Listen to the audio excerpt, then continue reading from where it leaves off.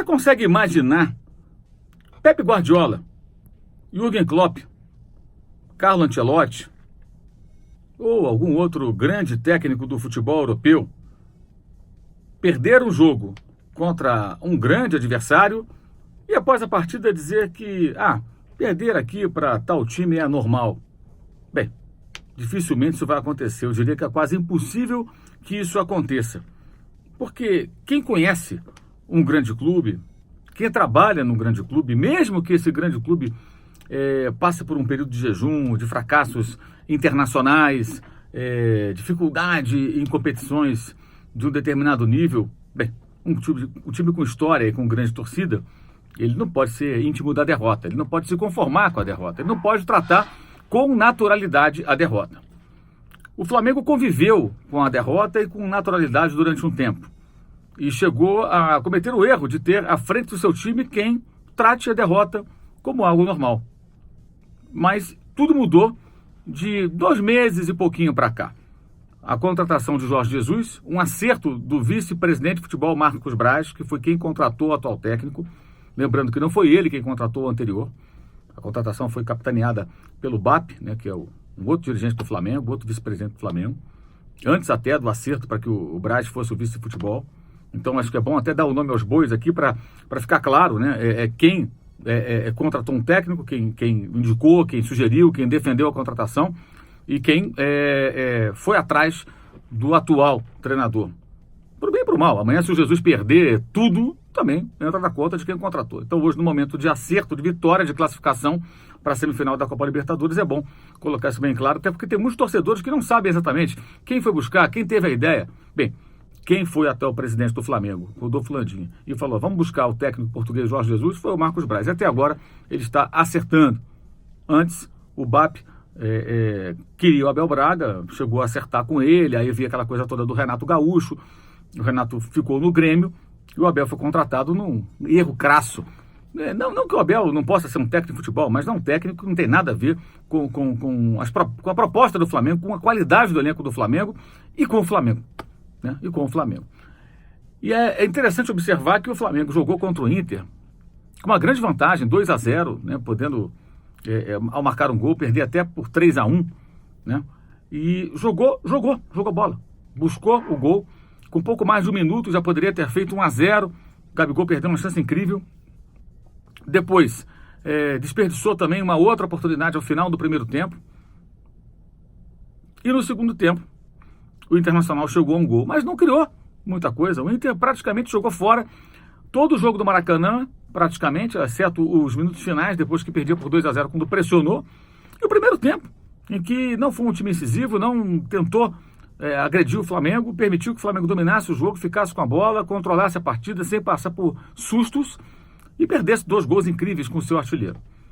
Até se dá um desconto, porque o Gabigol ele tem um desempenho excelente do Flamengo, mas contra o Peñarol em Montevidéu perdeu 2 chances claríssimas e agora perdeu contra o Inter. Isso pode custar caro em algum outro momento. É bom até isso ser discutido mais adiante. Mas deu tudo certo, ele teve outra chance no segundo tempo e empatou o jogo. Depois que o Inter fez 1-0 com um Lindoso e o Flamengo se classificou. Mas o importante é isso, é entender que perder para um grande adversário pode até ser normal. Mas jamais o comandante pode dizer que é normal perder para um adversário quando você tem um bom elenco nas mãos, um grande elenco nas mãos. O analista, o comentarista, até o torcedor fala, não, normal perder para aquele time, mas quem comanda não pode ter essa mentalidade. E o Flamengo é um clube que precisa justamente recuperar esse perfil de clube vencedor que teve em outros tempos. O Flamengo é o grande amarelão da Libertadores no século XXI. São vários fracassos, alguns históricos e retumbantes. Para mudar essa história, a mentalidade tem que ser outra. A derrota não pode ser tratada com normalidade. A derrota tem que incomodar. A derrota tem que gerar indignação. A derrota tem que gerar cobrança. Até dos profissionais para com eles mesmos. É assim que deve funcionar. Assim são os grandes clubes do futebol do mundo hoje. Profissionais, dedicados, sérios e que se incomodam quando as coisas não vão bem e quando o resultado é negativo. Tratar a derrota com naturalidade não combina com um grande clube. E o Flamengo é um grande clube que tem que ter essa postura, embora não tenha tido durante um bom tempo dos últimos anos. inclusive nesses últimos anos, nessa última gestão, quando perdia e não mudava nada, né? O trabalho continua, todo mundo é bom, todo mundo é legal e não arrumou nada, não ganhou nada. Esse é um ponto positivo, inclusive, nessa atual administração, né? A ambição por títulos, contratações pesadas, investimentos altos, já que o clube tem condições para fazê-los, e o pensamento na vitória, pensando grande. E até aqui as coisas têm caminhado bem. Pode o Flamengo não ganhar nada, mas pelo menos a conduta, o comportamento, acho que é compatível com aquilo que espera o seu torcedor. E não se pode falar a mesma coisa no Internacional. O Odair Hellmann é um jovem e bom treinador, mas o conservadorismo em alguns momentos incomoda. E não levou a nada. O Inter poderia ter sido um time cauteloso no Rio de Janeiro, mas que atacasse, que agredisse, que ousasse em algum momento. Bem, não fez isso.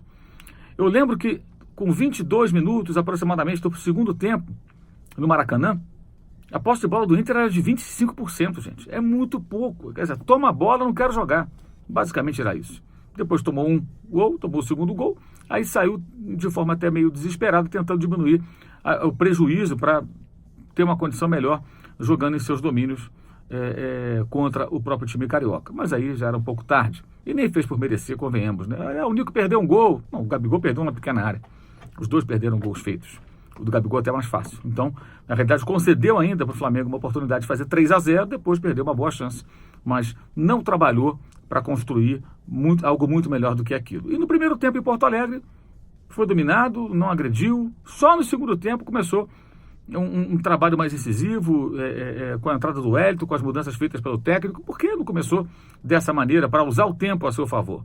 Não significa abandonar a defesa, porque tomar um gol seria terrível para o Inter, mas o Internacional, ele não atacou o Flamengo no primeiro tempo, pouco criou, e o Flamengo teve duas claríssimas chances de abrir o placar. Você faz um gol, já era, teria que fazer 4.